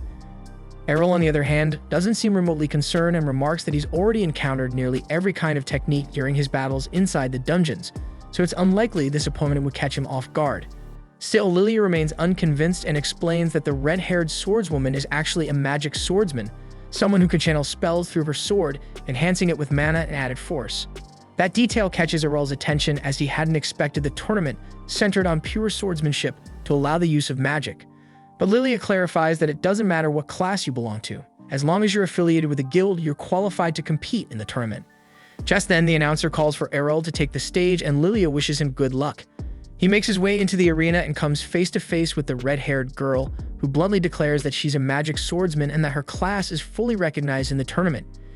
She adds that she doesn't want to hear any whining about the match being unfair just because she uses magic. Arel calmly responds that he has no complaints, whoever fights best deserves the win. With that, the announcer signals the start of the match, and the red-haired swordswoman immediately launches a series of fireballs at him. Arel moves with precision, dodging each blast like he's in a scene from The Matrix, deflecting a few and slicing through others midair. She continues the relentless assault, her mana seemingly endless, but Arel maneuvers through the barrage and manages to close the distance between them. He strikes with intent, aiming to end it quickly, but she blocks just in time and counters with another fireball, forcing him to retreat. As the duel continues, Arel begins to analyze her rhythm and notes aloud that it must be convenient to switch so easily between long-range and close-quarters combat. She smugly replies that her talents are natural, and someone like him without a class could never hope to match her. But Arel fires back, pointing out that while she dabbles in both styles, she has yet to truly master either one. That really sets her off, and she furiously vows to make him eat his words. She channels her magic into her sword, igniting it in flames, and proudly declares that only a true magic swordsman can wield a weapon like this. With that, she swings the flaming blade, sending a wave of fire trailing toward Aurel, who calmly steps aside and cuts right through it. Still, even he begins to struggle to predict her next move, thrown off by the unpredictability of her footwork and sudden attacks. Acknowledging her skill, Aurel comments that she must have spent a fair amount of time honing her craft. But then without warning, he plants his feet and stops moving altogether, effortlessly deflecting each of her fire-infused strikes from a single position, showing her what real technique looks like. He remarks that if her foundation in swordsmanship had been more solid, even if slightly above the average, she could have made things far more difficult. But at her current level, she barely stood out from a background NPC. The words cut deeper than a sword. Humiliated and rattled, the girl lashes out wildly. Aurel seizes the opening and unleashes a twin slash that extinguishes her flames instantly, leaving her stunned. Before she can even register what's happened, he uses Blink's step to teleport behind her and knocks her out cold with the blunt end of his sword. The arena erupts in applause as the judges officially declare Aurel the victor of the fourth bracket. But while the crowd cheers, Aurel is already deep in thought, wondering how he can replicate and refine the techniques she just used against him. A few days later, the final tournament is about to begin. Lilia returns to the guild house and tries to wake her father, insisting he join her to watch the event and cheer for both Aurel and Rainer, who each won their respective blocks and earned a spot in the main tournament. Without even opening his eyes, her father tells her to go on her own because he isn't interested. Try and provoke him, Lilia accuses him of being too scared to face Jorg. That gets a reaction as Rod snaps back, insisting he's not afraid of Jorg. But his anger quickly fades, and for a moment he lowers his guard. In a rare display of honesty, he tells her that he picked up his sword again yesterday and realized just how rusty he's become. So rusty, in fact, that he doubts whether he could even win the Sword God tournament anymore. Lilia is instantly furious, reminding him that she didn't even qualify for the prelims, so hearing a man who still could make the finals calling himself rusty is beyond insulting. She tells him to take a good look around. Most swordsmen train their entire lives and still don't make it past the first round, while he still has what it takes to stand among the top. Eventually, Rod agrees to come along, and as they make their way to the stadium, his thoughts drift back to the days when he trained Rainer, back when he still had both arms before becoming the one-armed relic he is now. He reflects on those memories with quiet warmth and finds himself wondering how Rainer will fare today. After all, she's his oldest student at this point, and he feels a deep connection to her progress. Meanwhile, inside the tournament grounds, Rainer appears to be on edge, her leg jittering nervously as she stares at the floor. She suddenly jumps in surprise when Aurel appears beside her, asking whether she's afraid they'll end up facing each other right off the bat. The question snaps her out of her anxious thoughts, and she instinctively tries to punch him, but Aurel catches her fist mid-air just as the judges announce the opening match. Jorg, the reigning champion, will face Aurel, the mysterious, classless swordsman who's shocked everyone with his undefeated run so far. Aurel rises to head to the arena, and Rainer gently grabs his hand to wish him luck. Aurel then steps onto the battlefield, and from the stands, Lilia yells out, cheering him on with a crude but heartfelt battle cry, telling him to crush Jorg and shred him into 64 pieces. But the moment Aurel spots Jorg emerging from the opposite side of the arena, something immediately feels off and his instincts go on high alert. Jorg's eyes are glowing purple, a sharp fang protrudes from his mouth, and a single twisted horn juts from his head, so he looks like he's been possessed by something demonic. Aurel's senses flare as he realizes this isn't going to be a normal fight, but it's Rod who puts the pieces together first. The moment he sees the weapon Jorg is wielding, he shouts out a warning to Aurel, ordering him to stay back. The sword in Jorg's hand is not just any blade, it holds a powerful demon sealed within.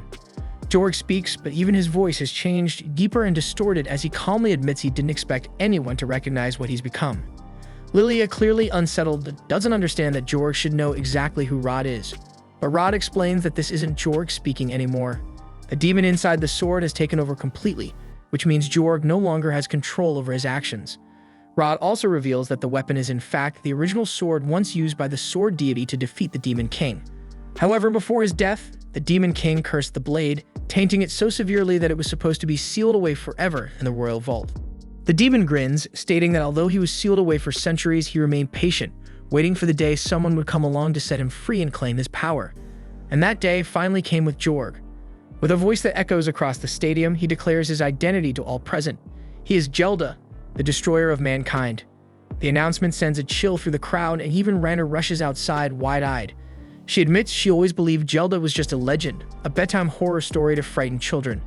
The demon who, according to myth, had the power to wipe out the entire world. Panic breaks out instantly as people in the crowd recognize the name and scramble in terror, triggering a full-blown stampede. But Gelda delights in the chaos. The sound of terrified humans fleeing for their lives is music to his ears, and he's not about to let the show end so quickly. He conjures a massive magic circle beneath his feet, and in an instant, the entire stadium is sealed within a dome of swirling magical energy, trapping everyone inside. He cackles at the unfolding nightmare, savoring the fear as he declares he'll slaughter them all for his own amusement. But to his surprise, Aurel doesn't flinch and he remains exactly where he is, sword already drawn. Gelda mocks him, warning him to run while he still can. But Aurel calmly replies that he has no intention of fleeing, because if the demon has been defeated once before, then it means he can be defeated again. Gelda bursts into laughter, reminding Aurel that his previous defeat came at the hands of a sword deity, and according to Jorg's memories, there isn't a single sword deity alive today. Aurel, however, fires back that there is still one left, and it's his own mother. And even if he wasn't born a sword deity, he's confident he can still bring Gelda down. The demon bursts out laughing, but his amusement is short-lived. Aurel vanishes from sight, dashing forward with such speed that Gelda is forced to step back and counterattack. Aurel deftly evades the incoming blows, and Gelda freezes in disbelief because he just witnessed the divine step technique, a move only sword deities are said to possess. However, Aurel doesn't give him time to think and keeps using the divine step, appearing and striking from multiple angles, pressing the demon hard. But Gelda quickly regains his composure and smirks, reminding Aurel that he's fighting within the body of a sword emperor, so these attacks won't inflict much harm. With a burst of speed, the demon launches into the air and crashes down on Aurel's shoulder, slamming him hard into the ground. He believes the boy has finally fallen, but when the dust clears, he's stunned to see Aurel still standing, barely scratched. Thanks to his rigorous training under Rainer, Aurel had managed to absorb the full force of the blow. The sudden resistance shakes Gelda, who lunges forward to retaliate, but Aurel remains composed, casually batting him aside before launching a devastating counterattack. Activating his infinite break technique, Aurel assaults the demon with a relentless flurry of slashes, striking from every direction and completely overwhelming him in a blur of speed and precision. The brutal barrage triggers Gelda's deep-seated trauma, as he instantly recognizes the unmistakable techniques of a sword deity. He refuses to believe that a mere boy could wield such divine mastery, but before Gelda can even think of a counter-strategy, Aurel unleashes a powerful finishing strike that sends the demon crashing into the ground, shrouded in a thick cloud of dust. The crowd erupts in applause, believing Aurel has vanquished the demon for good, but Gelda is far from finished. His true body was never Jorg, it was the sword itself, so all Aurel's damage had only harmed the host. Still very much alive, Gelda begins desperately searching for a new vessel. In a split second, he hurls himself toward Rod. Reacting instantly, Aurel shoves Rainer out of harm's way while Rod steps forward, placing himself between the demon and his daughter. As the dust settles, a chilling scene emerges and we see Rod standing motionless, the cursed sword in his hand and its blade now pressed against Lilia's throat. Aurel clenches his jaw, furious with himself for overlooking the sword. He now realizes that he should have targeted the blade, not Jorg's body. But it's too late. Gelda snarls a threat, warning Aurel that if he so much as flinches, Lilia dies. But Aurel moves freely, defying him and tells him plainly that he can't kill her. Rainer is stunned, unable to understand why he's provoking a demon. But when Gelda tries to force Rod's hand to strike Lilia, it doesn't move. So Aurel explains that Rod's will is far stronger than Jorg's ever was, so possessing him won't be so simple. Rod suddenly thrusts the sword into the ground, releasing Lilia from its grip. Gelda tries to fight back, attempting to regain control, but Rod doesn't give in. With a force of will that shocks even the demon, he rips himself free from Gelda's influence and hurls the cursed sword toward Aurel. Without hesitation, Aurel cuts it cleanly in mid-air, reducing it to nothing but dust, ending the demon for good. Later that day at the guild, Rod rediscovered his enthusiasm for swordsmanship. And thanks to all the attention Aurel brought to the guild, a surge of new applicants has arrived, eager to be trained. As Rod rigorously puts them through the ringer, he shouts at them to stop relying so much on flashy skills and start learning how to actually defend themselves. The students, battered and exhausted, plead for mercy, insisting they can't take much more of this brutal training. At the same time, one of the trainees is crouched behind a nearby wall, trying to avoid the chaos, when Lilia happens to catch sight of him.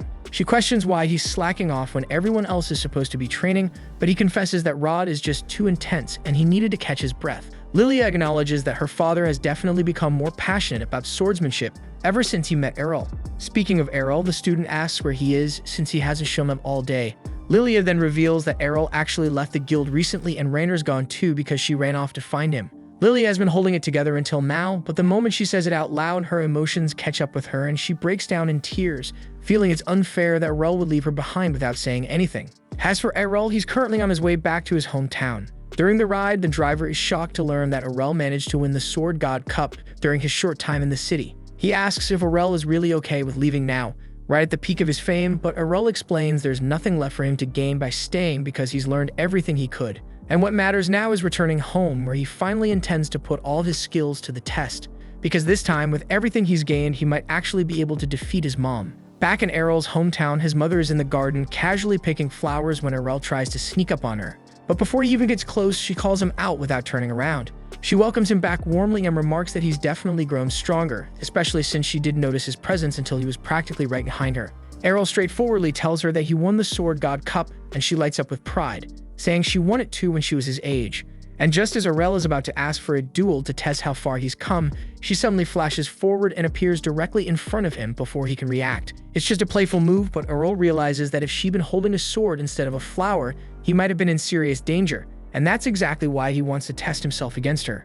She says she'd be happy to spar with him, but if they do it here, they'll probably end up demolishing the house. So instead, she invites him to meet her at the training grounds behind the mountain, and Errol agrees without hesitation. Once they reach the training grounds, Farah cheerfully tells him that she's eager to see just how strong her son has become, then immediately lunges at him with another divine step attack. But having seen her use it once already, Errol has now figured out how to counter it. He raises his sword just in time to block her attack, then leaps into the air and executes a swift combo using Divine Slash followed by Twin Blades Slash. Farah, however, manages to deflect all of the incoming attacks before they can connect. She's genuinely impressed that Errol was able to improvise a way to merge two techniques so fluidly. When Errol asks which skill she used to block him, since he's never seen it before, she calmly tells him she wasn't using a skill at all. By observing Errol, Farah learned not to depend too heavily on techniques herself, explaining that she was simply countering with regular sword swings. At the same time in town, the villagers suddenly hear a series of loud booms echoing from the forest. Everyone panics, fearing it could be a powerful monster, but it's actually just Errol and Farah clashing at full power. Farah attempts to use Divine Presence to slow Errol down, but it no longer works because he's already mastered it, rendering its effects useless. Farah is impressed by how far he's progressed, and she tells him it's time for her to stop holding back. Errol replies that he's about to do the same, and the two charge forward, striking each other simultaneously with infinite break. At the same time, Rainer has just returned to town as well, but notices there's no one around and wonders if it might have something to do with all the noise coming from the forest. Still, she doesn't care about that right now because she only wants to see Errol again. She knocks on the door of his house to check if he's home, but to her surprise, a young girl answers. Rainer assumes this must be Errol's younger sister Mira and kindly asks if Errol is around. However, after one quick glance at Rainer's two bombshells, Mira immediately grows jealous and calls her a cow before trying to slam the door shut to blow them up. Rainer is left completely confused, unsure why she keeps getting called a freaking cow, but she holds the door open and explains that she only wants to talk to Errol. Mira, however, refuses to listen and snaps back that Errol would never want anything to do with a redhead cow like her. Right then, Errol and Farah return home, and Farah immediately tells her daughters to stop being rude to their guest. Mira lights up when she sees Errol and rushes straight into his arms, though she can't help but notice how bruised he and Farah look. So Farah casually explains that she and Errol had a sparring match and may have taken things a bit too far. Errol's little sister asks who won the match, so Farah tells her it's Errol, and Rainer is shocked to hear that, especially considering Farah is a sword deity. But Errol quickly downplays it, saying the only reason he won was because Farah isn't in peak condition anymore, since she stopped taking her training seriously years ago, so it wouldn't be fair to count this as a real win. Farah tells him not to say it like that since it makes her sound like an old woman, but Errol reassures her with a smirk, saying she's still way too beautiful to be called that. They all head inside and sit down at the table to catch up. Farah wants to hear about all of Errol's adventures in the Sword City, but she admits she's even more interested in learning how Errol and Rainer first met because she's a sucker for romantic stories. Errol explains that he and Rainer lived together while he was in the city, and Farah's face lights up with excitement at the idea. However, Rainer quickly steps in to clarify that they were simply members of the same guild, so nothing inappropriate happened between them. Errol then asks Rainer why she came to visit all of a sudden, and she replies that she wanted to know why he left the guild so abruptly. Errol looks puzzled because he's pretty sure he handed in an official resignation before departing, so it's not like he just vanished without a word. But Rainer says that's not what she meant. What upset her was that he didn't say goodbye in person, and he just left without so much as a word, and she thinks he could have at least done that, and Errol admits he didn't really think much about it at the time. Farah then steps in and says she's happy that Errol has a friend who cares enough to come all this way just to check on him. But Rainer points out that this also happens to be her hometown, so she would come back eventually anyway. And besides, seeing Aurel wasn't her only reason for returning, and she turns to Farah and respectfully asks if she'd be willing to accept her as a disciple. Farah is caught off guard by the sudden request and doesn't get a chance to respond, because just then the front door swings open and a familiar voice calls out. Farah immediately recognizes the voice, and it's Evans. He walks into the room, asking for Farah's help, explaining that a terrifying noise was heard coming from behind the mountain not long ago, and they need to prepare in case a dangerous monster is approaching. Farah and Aurel instantly realize they're the reason behind all the panic, but Farah knows she'll get an earful if she admits it, so she quickly lies and says the monster has already been taken care of. Evans doesn't question it too much because he's just relieved that the town is secure, and now that the tension has eased, he notices Rainer standing nearby and asks when she got back. Farah hadn't recognized her at first, since she looks quite different from how she did as a child, but now that she's paying closer attention, it's clear that Rainer bears a strong resemblance to Evans' late wife. Evans then wonders why Rainer is at Farah's house in the first place, so Farah casually tells him that Rainer just asked to learn everything there is to know about how to be a suitable wifey for Aurel. Evans immediately breaks down in tears of joy, thinking his daughter is finally getting married, but Rainer panics and frantically clarifies that she only wanted to ask Farah to teach her how to improve her swordsmanship. Farah cheerfully insists that there will be time for both sword training and wife lessons, but when Rainer turns to Evans, hoping he'll talk some sense into Farah, she's stunned to see that he completely agrees with her. After losing his wife, Evans had always worried about Rainer's future, especially since the only thing he ever taught her was how to fight. So he's genuinely happy to hear that Farah is willing to teach her some practical homemaking skills as well, so Farah assures him that he can trust her to look after Rainer properly. Evans is grateful and says he'll head back to his duties now, officially leaving Rainer in Farah's care. He tells her to do her best, and Rainer is left staring in disbelief, trying to process how the situation spiraled like this. Meanwhile, Aurel's father has been tucked away in his study the entire time, fully focused on his magical research. But he's not surprised when Aurel walks in, as he already overheard the commotion earlier. Aurel asks how Leon's research is progressing, and he's glad to hear that he's very close to a breakthrough. If his hypothesis is correct, it could turn into a true ultimate technique. Setting that aside, Liam then asks if it's true Aurel brought home a cute girlfriend, and Aurel doesn't exactly deny it, though he says he'd describe her as more gorgeous than cute. That said, he didn't come here to talk about Rainer because there's something more important on his mind. Aurel explains that he just managed to defeat Farah in a duel, so now he wants Liam to teach him magic. However, Liam quickly shuts that idea down, saying it would be impossible for Aurel to learn magic and that he should just forget about it altogether. And while that is happening, Farah is in the kitchen with Rainer trying to teach her how to cook. Rainer agrees to give it her best shot, but she has absolutely no experience with anything outside of wielding a sword, so much so that she ends up accidentally smashing the entire table to pieces. Rainer apologizes for the mess, but Farah laughs it off, saying it just means they'll have to start with the absolute basics. Not long after, Aurel and Leon finish repairing the table, and while Aurel is putting the tools away, he casually asks why Leon didn't just use magic to fix it, and Leon explains that Farah prefers it when he does things by hand. Still, since Aurel seems curious to see some magic, Liam picks up Mira's broken mug and casts a rebuild spell, restoring it perfectly. Then while they're putting away the rest of the supplies, Leon tells Aurel not to get his hopes up too much about magic. He's already proven that someone born without a class can learn to use a sword, but magic is a different story. It requires a large mana pool, and that's not something you can train your way into. Aurel admits that learning magic without a large mana reserve would be impossible. However, he asks if he'd be able to use magic at all, assuming he had some mana in his body. Leon replies that technically, Aurel might be able to learn a few spells even without a mage class, so long as he does have mana. But he also doubts that's the case, since if Aurel really had magic in his body, he probably would have accidentally triggered a spell at some point already. However, Aurel insists that he does have mana. Back at the guild, while he was training with Rainer, he had been burning through large amounts of the guild's holy water. So Lilia went into storage and brought out a stash of old mystery potions for him to use instead. Rainer warned him not to drink them, since they could be toxic, but Aurel figured drinking poison might unlock a poison-resistant skill, so he went ahead and did it anyway. In the end, the potions didn't poison him, but Aurel is convinced they restored something within his body, not divine protection, but something else, and he believes it was mana. If that's really true, then Liam thinks Aurel might actually have a shot at learning magic. He asks Aurel if he can still feel that mana in his body, and after Aurel confirms he can, Leon tells him to try moving it around and focusing it into a single point. Aurel gives it his all, and at first nothing seems to happen, but after a few moments, a faint blue glow begins to shimmer in his hand. His father lights up with excitement. The glow may be dim, but it's undeniable proof that Aurel possesses mana, even if it's only a small trace. However, the moment doesn't last long because Aurel starts feeling dizzy, as even generating that small light drained every bit of mana he had.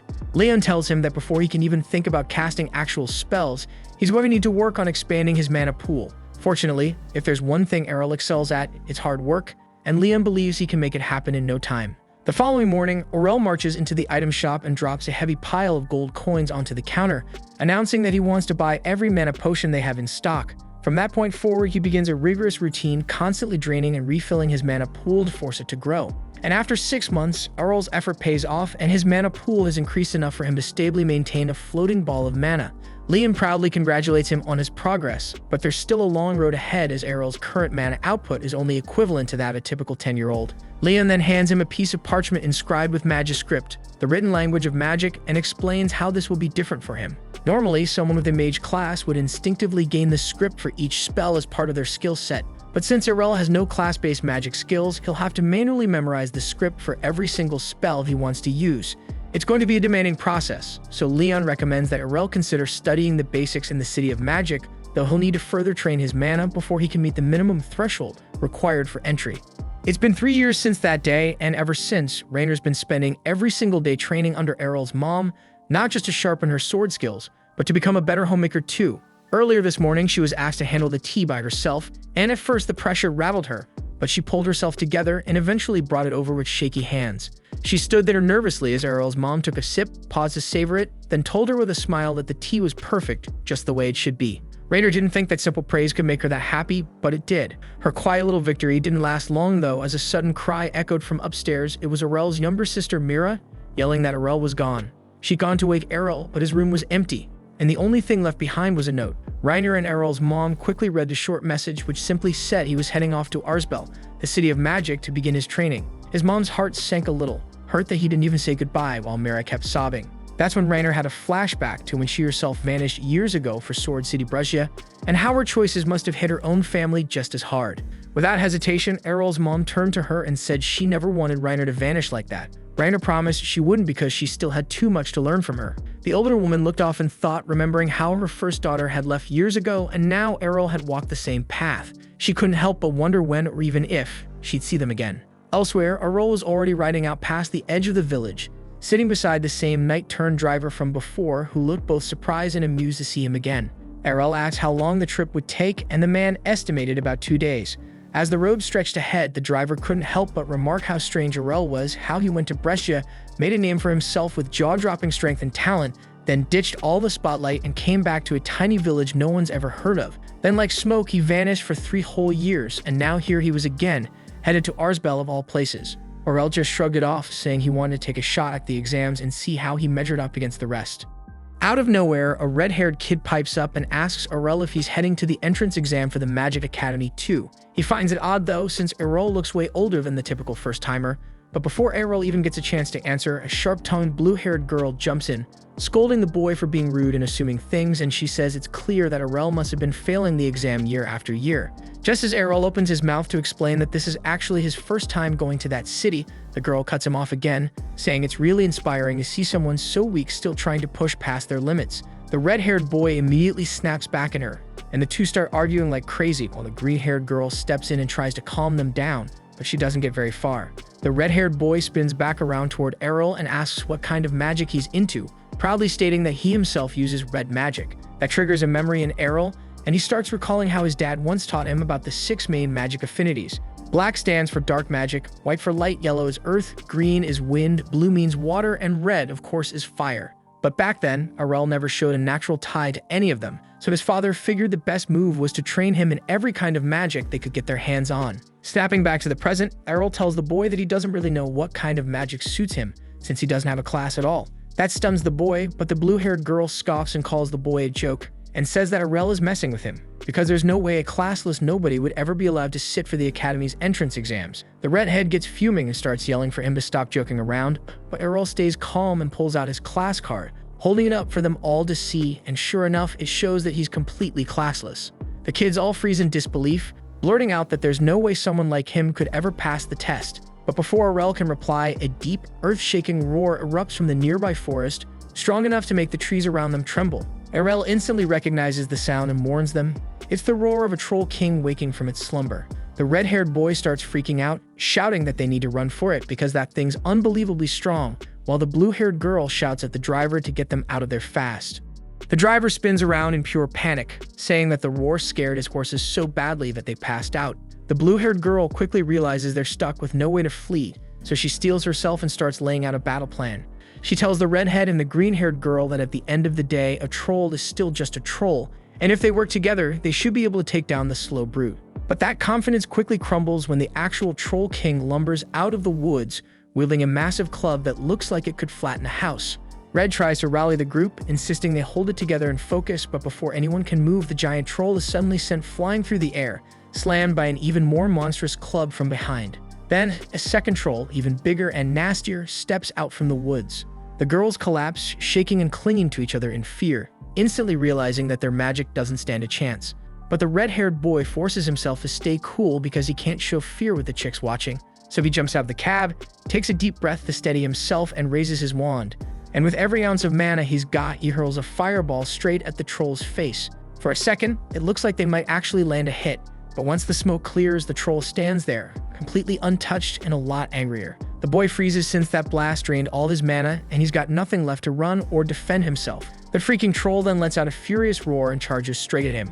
But right before it reaches him, a massive explosion shakes the entire area, engulfing the beast in flames and reducing it to ash, leaving everyone staring and stunned. Then Errol steps forward from behind, rubbing the back of his head and muttering that maybe he overdid it a little. The red-haired boy is speechless, and even the girls start whispering to each other, shocked that Errol just used explosion magic, something only elite mages are even capable of and rarely so effortlessly. While they're still processing what just happened, Errol walks over to the horses and casts a healing spell to bring them back to their feet.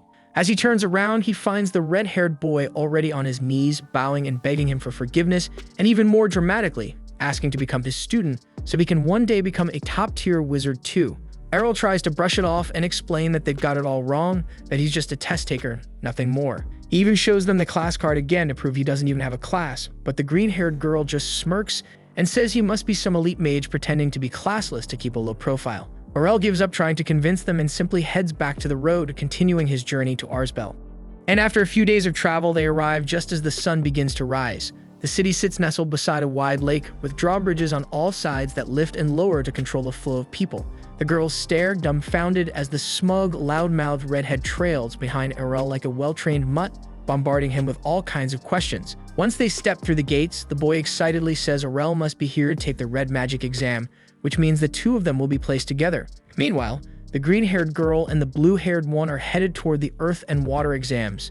That's when Errol finds out that the academy sorts its students and tests based on their elemental affinity, and he quietly hopes they won't toss him aside the way Brescia did, just because he doesn't have a class. But then something unexpected happens, because when he walks up to the reception desk, the lady behind the counter welcomes him with a smile, stamps his card, and hands him his exam number. Errol is still uncertain and asks if it's really okay, even though he has no class. So the receptionist calmly replies that every candidate has the same right to take the test, and no one here gets turned away. That's when it really hits him that this place is nothing like Brescia. Feeling a flicker of hope, he heads toward the testing field. There he spots a group of kids lined up, one after another, taking turns. One boy launches a tiny fireball at a metal dummy and earns a pass. Before Errol can figure out what he's supposed to do, a loud, flashy guy with bright red hair strolls into the arena and casually asks if he's allowed to blow up one of the metal knights. The examiner looks puzzled at first, but after checking his ID card, he realizes the kid's an advanced caster, a rank that's incredibly rare to see. All the onlookers go quiet as the guy steps up, casts a spell, and unleashes a blazing column of fire that completely engulfs the armored dummy. He stands there, clearly impressed with himself, but the red boy doesn't let that slide and suddenly shouts that Errol could top that without breaking a sweat. The flamboyant caster whips around, insulted, and asks if this nobody seriously believes a regular dude could beat someone with advanced magic. The red boy scoffs and fires back that Errol could eat him for breakfast and crap him out before lunchtime. The show-off laughs it off, saying those are empty words because no one else here could pull off a move strong enough to melt steel like he just did. Errol finally cuts in, pointing out that the metal knight didn't even budge, let alone melt. The instructor steps in to explain that the knights are crafted from mithril, one of the toughest metals on the planet, so there's no way it would go down that easily. The redhead immediately starts teasing the flashy guy again, dragging Errol into it by claiming he'd outperform him without even trying, so Errol smacks him upside the head and calmly walks into the testing zone. He decides to fire off the same spell that the arrogant guy used, which already gets everyone buzzing. But instead of a flashy show, his magic unleashes a small, concentrated flame pillar that looks way too weak to cause any damage. The show-off boy bursts into laughter, but it dies in his throat seconds later when the Mythal Knight suddenly collapses into a puddle of molten slag. The boy stares in disbelief, claiming that eruption spells aren't strong enough to melt Mythal, but Errol casually explains that what he used was a custom version of that magic where he focused all the heat into a tight column, generating a temperature far hotter than any standard eruption spell could reach. With that, he calmly walks off and heads straight to the blue magic zone where the blue-haired girl lands her attack and clears the test. She's caught off guard seeing Errol show up, but before she can say anything, he steps up and fires off an Ice Edge spell that shatters the Metal Knight, then leaves again without a word, moving on to the green magic trial, leaving both the instructor and the students rattled. But just outside that arena, he spots the green-haired girl nervously waiting. She admits she hasn't even signed up yet because she's scared stiff. So Errol takes a minute to boost her confidence, gives her a little pep talk, and walks her over to the registration desk before heading to the arena. The exam this time is simple. Create a basic wind spell strong enough to spin the windmill in front of them. But in typical Errol style, he goes completely overboard and summons a freaking whirlwind that shreds the entire windmill into splinters, leaving the examiner speechless. The green girl's up next, but her nerves kick in again and she starts hesitating until Errol encourages her one more time and gives her a push. And thanks to that, she manages to pass as well. With those three schools out of the way, he breezes through both the Light and the Yellow Magic Academy without breaking a sweat and makes his way toward the Dark Magic School. The place looks like a rundown ghost town from the outside with not a soul in sight until he hears a strange noise coming from a nearby crate. Just as he's about to check it out, a creepy woman suddenly calls out, sobbing about her missing pet, and asks Errol if he's seen it anywhere. Caught off guard, Errol points toward the crate and says there's something moving in it. The woman wastes no time tearing it open and pulling out a bizarre, toad-like creature with limbs in the wrong places. Beaming with joy, she proudly tells Errol she created this chimera herself and asks if he thinks it's cute. Errol just forces a smile, but before he can say anything, he nearly jumps out of his skin when a skeleton suddenly appears behind him.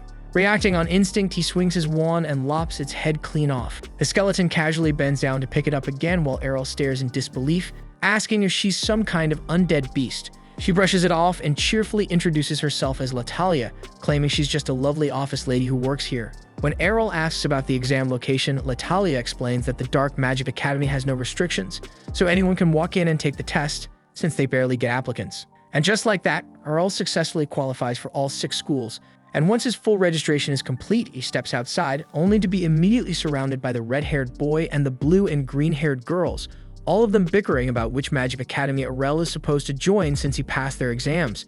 But Errol stuns them all by revealing that he cleared every single test, and he's planning to attend all of them.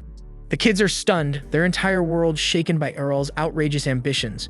None of them believes he's serious until he pulls out all the student ID cards he received from the 6 different schools. That finally shuts them up, but they're still confused about how any school would allow him to enroll in more than one place at the same time. Errol figures it's because each school keeps its student records confidential, so none of them realize he's enrolled elsewhere. Still, even with that loophole, Errol's got a big problem because his class schedules completely overlap. Fortunately, attendance only counts for 20% of the total grade, so as long as he crushes the exams, he should be fine. Colette points out that it won't be that easy, since the textbooks don't cover all the up-to-date material taught in class. Errol agrees and asks if the kids would be willing to share their notes with him. Since everyone's on board, that narrows it down to just 3 classes Errol needs to attend himself. On top of that, the Black Institute doesn't follow a fixed schedule, which means Errol only has to manage the white and yellow schools of magic. As soon as they hear that, the 2 girls slip away for a private conversation, while Kato turns to Errol and asks him to take the first class at the red school together. The girls already think trying to keep up with 2 prestigious schools at once is borderline insane, but Errol is just way too calm about all of it. After everyone finishes talking, Kato calls out to the group and says it's time for their first class. When they reach the Red Institute's lecture hall, Errol and Kato make their way toward the back to grab seats. But before they can sit down, that mage kid from the entrance exam calls them out. His name is Royce, and the moment he sees Errol, he points him out, saying there's no way what Errol pulled off during the test was legit. According to Royce, no inferior spellcaster should be able to outperform a high-level mage like himself. Errol stares at him, clearly confused, and casually says that he's not a spellcaster. That throws Royce for a loop, and he immediately assumes Errol must be an advanced class mage instead, since that would explain the high-level magic, but Errol says that he's not a mage either. Royce is left standing there trying to process it all before jumping to the next wild assumption. Aurel must be some kind of ultra-high-rank archmage, but Aurel denies that too. Now Royce is convinced Aurel's just screwing with him. So when the teacher finally walks in to start class, Royce immediately speaks up and asks the instructor to confirm what class Aurel actually belongs to. The teacher checks the class roster, and after finding Aurel's name, he informs Royce that Aurel is listed as classless, and Aurel confirms it without hesitation. Royce is left stunned, completely speechless at the idea that the guy who outperformed him during the exam doesn't even have a class, but Kato just shrugs and tells him he'll eventually get used to Aurel doing things that make no sense. Class is about to start, so the teacher tells everyone to find their seats and crack open their textbooks, because today's lesson is all about the finer points of Magiscript. Kato struggles to keep up with the complex runes the teacher is scribbling on the board, but Aurel is cruising through it since he already learned all this stuff from his dad, so it's a breeze. Still, he's confused why there's even a lecture on this in the first place, because he thought anyone with a magic class got all this info automatically uploaded into their brain the moment they awakened. Almost like he read Aurel's mind, the teacher addresses the class and explains that while it's true most students can cast spells effortlessly thanks to their class skills, understanding the raw Magiscript behind the spell is still essential. Mastering it allows you to fine-tune a spell's output and even modify its effects entirely if you're skilled enough, and that instantly clicks for Aurel. It's just like what he did during the entrance exam, and he didn't know it was considered advanced though, since his dad used to do it casually, like it was nothing. After wrapping up the first lecture, Aurel spends the rest of the day hopping between the other institutes to check out their classes, but honestly, most of them don't really teach him anything new. The only thing that catches his interest is the lesson at the Green Institute, and it's about flight magic. Aurel perks up immediately, since that's one thing he's never actually tried before. Colette is completely baffled because she can't believe a guy who casually bends advanced level spells doesn't even know how to fly, but Aurel tells her it's a long story. Turns out he asked his dad to teach him several times, but Leon flat out refused. The guy has an intense fear of heights and wouldn't touch any kind of flying spell even if his life depended on it.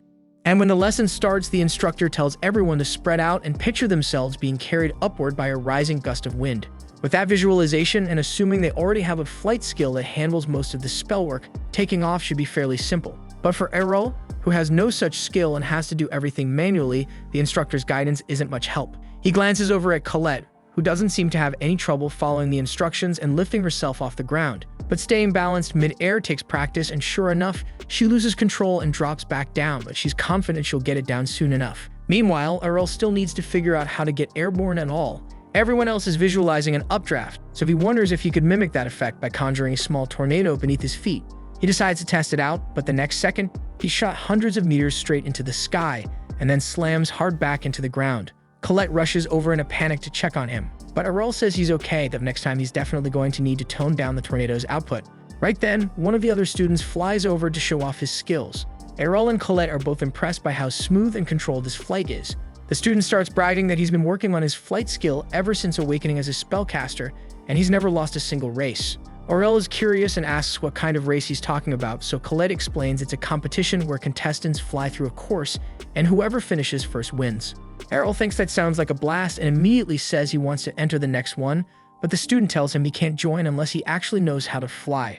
Aurel says he'll just train until he gets the hang of it, but the kid shakes his head and tells him there isn't enough time. The next race is only 2 months away, and while hovering might be easy to pick up, true flight takes at least 6 months of consistent practice, so realistically he has no chance. The student isn't trying to be rude, he just doesn't believe anyone could master flight in under 2 months. And he suggests Aurel focus on joining next year's race instead, then he flies off. Colette turns to Aurel and asks if he's really going to wait until next year's race after all, but Aurel insists 2 months is all he needs to take to the skies.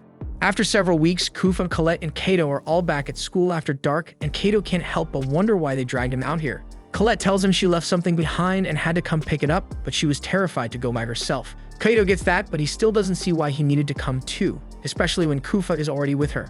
Colette says that actually it was Kufa who suggested inviting him along. Kufa awkwardly admits that with all the strange talk going around lately, she figured having Kato with them might be safer. Kato raises an eyebrow and asks what rumor she's talking about, so Kufa explains that for the past few weeks, people have been spotting a ghost wandering around the school grounds at night. The second Kato hears that, he starts to panic because he's absolutely terrified of ghosts. Kufa bursts out laughing how freaked out he gets and starts teasing him for it. But Kato shoots back that Kufa's been clinging to Colette this whole time, so she's clearly just as scared. The two of them get into a heated back and forth while Colette tries to calm them down, but then they suddenly freeze, eyes wide, and point at the window behind her in pure horror. Before Colette can even turn around, a figure slides open the window and clamps a hand over her mouth. Kaito immediately pulls out his wand and threatens to incinerate the intruder on the spot if they don't let Colette go. That's when a familiar voice tells him to chill out before someone notices them. And once the figure pulls down their hood, everyone realizes it's Aurel. They demand to know what he's doing here so late at night, and Aurel casually explains that he's been sneaking into the school every night for weeks to practice flight magic for the upcoming race. They're all blown away by how committed he is, but Kaito asks if he's really okay pushing himself like that since training every night has to be draining.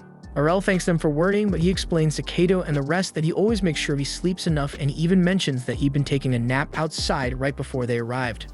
The kids almost can't process what they're hearing, so they ask if he seriously means he was casting flight magic while asleep, and Aurel calmly tells them that's exactly what he was doing.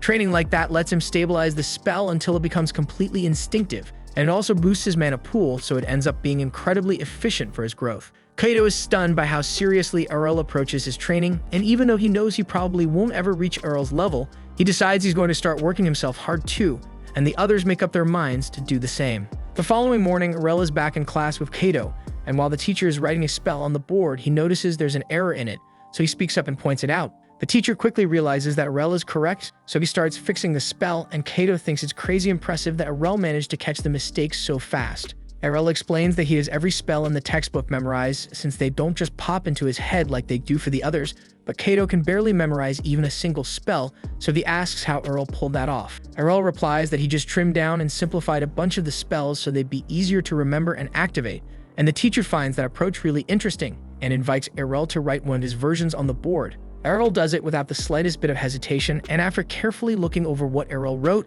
the teacher confirms that the simplified spell will function just fine. However, he also notices that Aurel removed every safety measure built into the spell, so if anything goes wrong, there's a real chance it could explode. Aurel knows about that risk, but he figures he can endure an explosion or two, so he didn't see any reason to waste time putting safeguards back in. As reckless as that sounds, the teacher can see that Aurel has a rock-solid understanding of Magiscript mechanics, so he asked him if he'd be interested in taking the promotion exam to advance to the 2nd grade.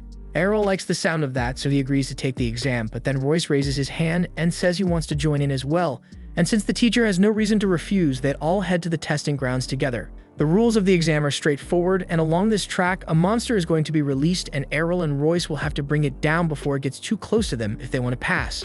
It sounds simple enough, so Royce volunteers to go first and jumps down into the track. A Minotaur is then let loose onto the course, and it immediately starts charging straight at Royce, so he fires off an eruption spell at the Minotaur, but he completely whiffs the shot.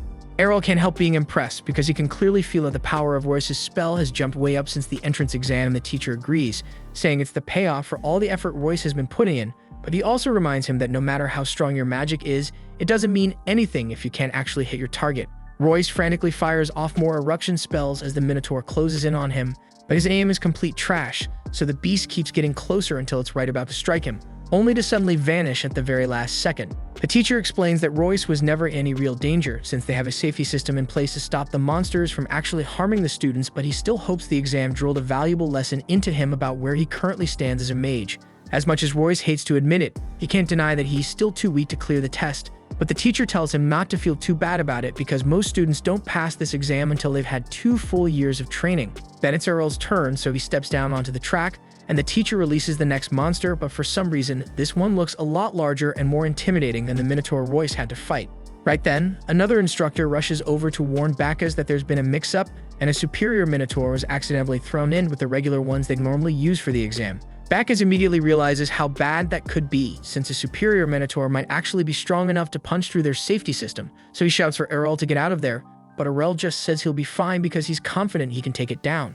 Aurel then conjures 2 blazing fire javelins and hurls them straight at the beast, but it's far too quick to fall for a direct assault and easily flits over them. However, Aurel had already planned for that reaction, so he makes the javelins curve around in midair and slam into the Minotaur from behind, buying him just enough time to completely roast it with its customized eruption spell. And just like that, Aurel officially passes the promotion exam, and later in the day, Kaito is hyping him up to the others, talking about how insane Aurel's performance was. But Kufa notices that Aurel seems bothered by something, so she quietly asks him what's wrong. Aurel explains that he was only allowed to take the promotion exam ahead of schedule because the teacher personally recommended him. That promotion only counts inside the Red Institute, so now he has to figure out how to convince the instructors at all the other schools to sign off on the same thing. This was the end of episode 8. Subscribe to not miss the next episode.